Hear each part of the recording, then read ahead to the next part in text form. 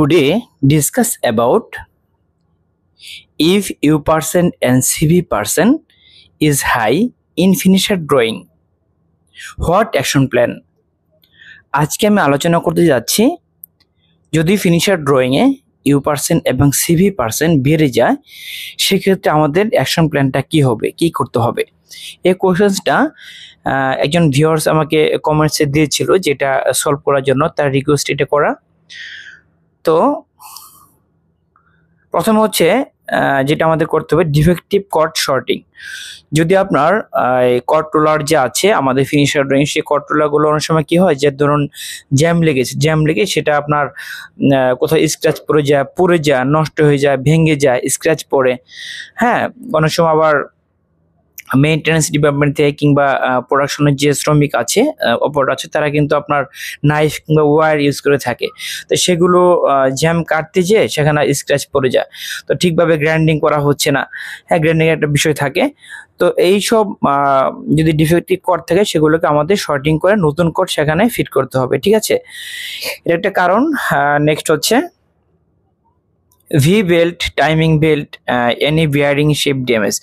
যদি আপনার সেখানে যে আপনার বেল্ট আছে, কিছু বেল্ট আছে, বেল্ট টাইপ আছে, টাইমিং বেল্ট, ভি বেল্ট, হ্যাঁ, এগুলো চেক করতে হবে। এগুলো অনেক সময় কি হয় যে আপনার চলমান অবস্থা স্লিপ খেয়ে যায়, স্লিপ হয়ে এক সাইডে চলে যায়। হ্যাঁ, পাশাপাশি হচ্ছে এনি বিয়ারিং শেপ ড্যামেজ। যদি কোনো বিয়ারিং এর যে শেপ আছে সেগুলো যদি ড্যামেজ হয়ে যায়, হ্যাঁ, কোথাও ধরুন ভেঙে গেছে, হ্যাঁ, কিংবা ধরুন ডিফেক্টিভ আছে, এগুলোকে আপনার শর্টিং করতে হবে, এগুলো চেক করে নিতে হবে। এগুলোর কারণে কিন্তু আপনার মোটা পাতলা স্ল্যাবার চলে আসতে পারে, ultimately U percent CV percent বেড়ে যাবে।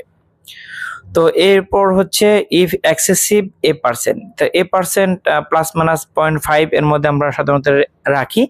তো এ পার্সেন্ট যদি আপনার অতিরিক্ত পরিমাণে হয়ে যায় সেক্ষেত্রে কিন্তু আপনার ই পার্সেন্ট সিভি পার্সেন্ট বেড়ে যেতে পারে, এটা আমাদের খেয়াল রাখতে হবে। তো নেক্সট হচ্ছে এভরি 2 আওয়ার কট রোলার চেঞ্জ। তো সাধারণত প্রতি শিফটে, এটা হচ্ছে পার শিফট, হ্যাঁ, পার শিফট। তো প্রতি শিফটে আপনার হচ্ছে যে আমরা যে কট রোলার যে করি, চেঞ্জ করি, এটা হচ্ছে নিয়ম 2 আওয়ার, আফটার 2 আওয়ার, মানে 2 ঘন্টা পর পর এটা চেঞ্জ করতে হবে। কারণ হচ্ছে যে আপনার যদি এটা চেঞ্জ না করেন তাহলে কিন্তু সেটা আপনার কি হয় যে এক ধরনের আঠালো মতো হয়ে যায়, হ্যাঁ, সেই কটটা। তো আলটিমেটলি সেখানে বারবার জ্যাম লাগবে। হ্যাঁ, জ্যাম লাগলে কি হবে যে আপনার তখন আপনার কি হবে যে মোটা পাতলা স্ল্যাবার চলে আসবে, ঠিক আছে? ইউ পার্সেন্ট বেড়ে যাবে, সিভি পার্সেন্ট বেড়ে যাবে। এই জন্য 2 ঘন্টা পর পর সেই কট্রোলারগুলো আমাদের চেঞ্জ করে নিতে হবে। তো নেক্সট হচ্ছে ইমপ্রপার রোলার সেটিং।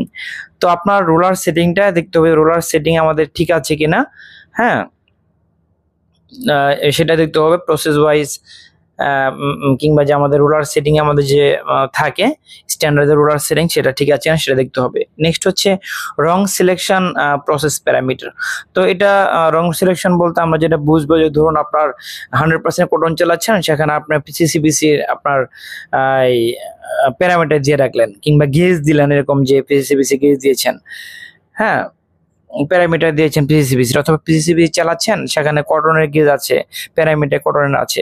এগুলো আমাদের রং সিলেকশনটা সেটা দেখতে হবে যে সেটা ঠিক আছে কিনা। তো নেক্সট হচ্ছে অটো লেভেলার ক্যালিব্রেশন।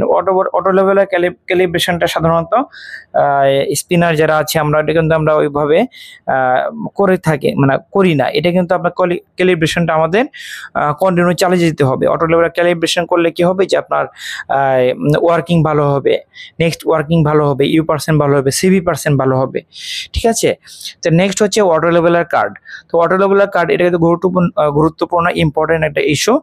তো বিশেষ করে রিটার যে মেশিন আছে সেটাতে কিন্তু D295 একটা কার্ড আছে, তো সেটা আমাদের চেক করে নিতে হবে। সের মধ্যে আবার কি থাকে, D295 এর মধ্যে থাকে B195, ঠিক আছে? এর মধ্যে আছে এটা, এই কার্ডটা।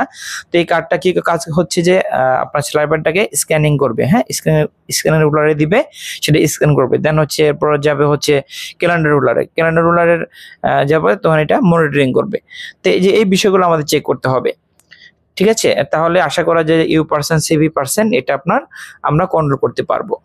তো এ হচ্ছে আজকের টপিক, আশা করি বুঝতে পেরেছেন। আজকে এ পর্যন্তই, পরবর্তীতে নতুন একটি টপিক নেব ইনশাআল্লাহ। তো তখন ভালো থাকবেন, আল্লাহ হাফেজ।